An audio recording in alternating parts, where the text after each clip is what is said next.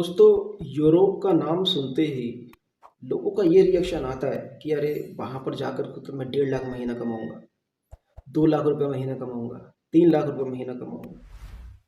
क्या क्रोएशिया जैसी कंट्री के अंदर ये पॉसिबल है कि आप 2 लाख रुपए महीना कमा सकते हैं, या 1.5 लाख रुपए महीना कमा सकते हैं, या 3 लाख रुपए महीना कमा सकते हैं?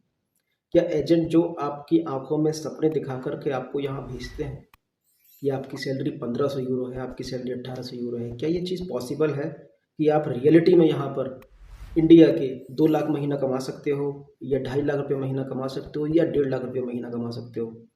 तो यहाँ पर ज़्यादा से ज़्यादा मेहनत, दिनों रात मेहनत करने के बाद भी आप कितना पैसा कमा सकते हो?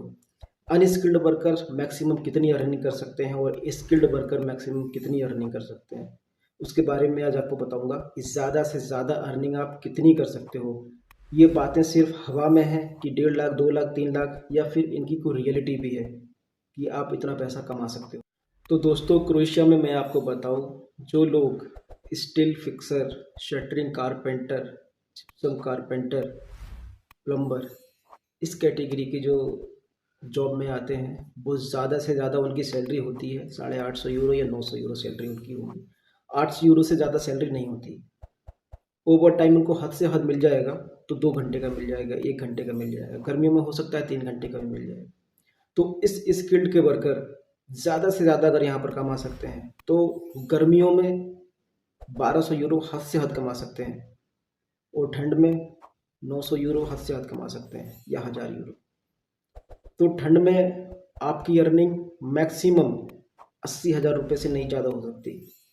सेविंग सेविंग, क्योंकि आपको खाना पीना रहना खर्चा भी होता है। हालांकि कंपनी खाने के पैसा आपको देती है, लेकिन फिर भी कुछ खर्चे हो ही जाते हैं। तो आपकी मैक्सिमम अर्निंग ठंड में 80,000 से ज़्यादा नहीं हो सकती है। गर्मियों में 1 लाख से ज़्यादा अर्निंग आपकी नहीं हो सकती। ये बातें सिर्फ हवा में है कि आप 1.5 लाख, 2 लाख, 3 लाख वहाँ पर कमा सकते हो।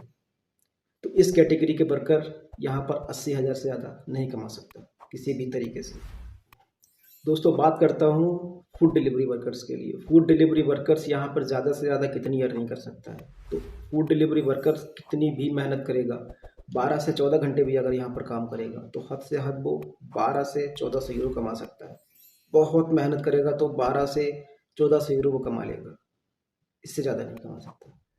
तो आपकी अर्निंग किसी भी कंडीशन में फूड डिलीवरी में हद से हद अगर आप मेहनत करोगे तो 1,20,000, 1,10,000 इतनी हो सकती है। इससे ज़्यादा अर्निंग आपकी फूड डिलीवरी में नहीं हो सकती। और जो आप एवरेज काम अगर आप फूड डिलीवरी में करोगे तो 600 यूरो, 700 यूरो, 800 यूरो इतनी आपकी सैलरी बनेगी। कुल मिलाकर के एक एवरेज माने तो 80-90 हज़ार रुपये से ज़्यादा आप फूड डिलीवरी में नहीं कमा सकते। तो फूड डिलीवरी में भी आप इससे ज़्यादा अर्निंग नहीं कर सकते हैं क्रोएशिया में। आपसे अगर कोई कहे कि आप 2 लाख रुपए महीना भी क्रोएशिया में कमा सकते हो फूड डिलीवरी करके, 1.5 लाख भी कमा सकते हो, 2.5 लाख भी कमा सकते हो, पॉसिबल नहीं है।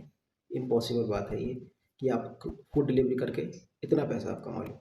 तो दोस्तों, अनस्किल्ड वर्कर किसी भी कंडीशन में 80, 70, 80 हज़ार रुपये से ज़्यादा यहाँ पर नहीं कमा सकता। हद से हद अगर वो कहीं ओवर टाइम वगैरह किसी भी तरीके से कर लेगा तो 90 हज़ार इंडिया की, इससे ज़्यादा नहीं कमा सकता। जो स्किल्ड वर्कर हैं, अच्छी ट्रेड में आते हैं, जैसे वेल्डर वगैरह की जॉब आती है, वो यहाँ पर 1,30,000, 1,40,000, 1,50,000 तक भी आराम से कमा सकते हैं। नॉर्मली मैसन है, उसको भी आराम से वो 1,20, 1,30 तक कमा सकता है। मैसन की सैलरी यहाँ पर अच्छी होती है, मिग वेल्डर की सैलरीज भी यहाँ पर अच्छी होती हैं। तो कुछ जो स्किल वर्कर हैं वो एक बार को कमा सकते हैं 1,30,000, 1,40,000 तक आराम से कमा सकते हैं। लेकिन आप एक एवरेज सैलरी मान लीजिए, यहाँ पर 1 लाख से ज़्यादा आप इधर नहीं कमा सकते। कितनी भी आप कोशिश कर लो, 1 लाख से ज़्यादा सैलरी आपकी नहीं बन सकती।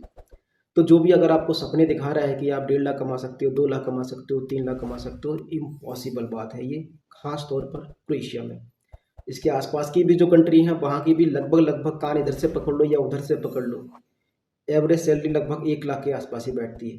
1 लाख, 1,10,000, 90 हज़ार, 1,20,000, इससे ज़्यादा सैलरी इसकी आसपास की कंट्रीज़ में भी नहीं है जो क्रोएशिया के आसपास की रेंज में पड़ती हैं।